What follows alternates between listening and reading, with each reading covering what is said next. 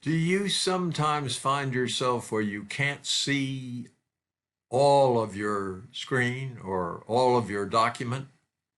As in this particular case, you notice that over here, the left margin is somewhere past the left margin of my screen, and the right margin is over here in a little bit.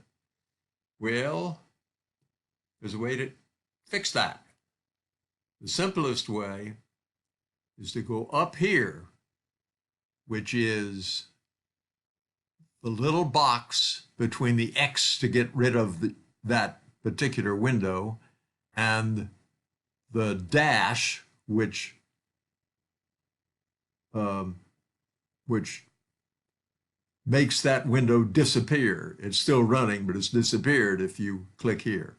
The one in between toggles you between what you see now and full screen. I just clicked it, and you now see that all the margins are where they are, and you can see the whole thing. If you click it again, it will go back somewhere to that. It went exactly back to where it was. In that case, you should be able to move it so you can see that corner or that corner. But, whoops, I then managed to get it back to stuck on the left side. That's where you can toggle things. There, now we're back. This is the simplest way to do that.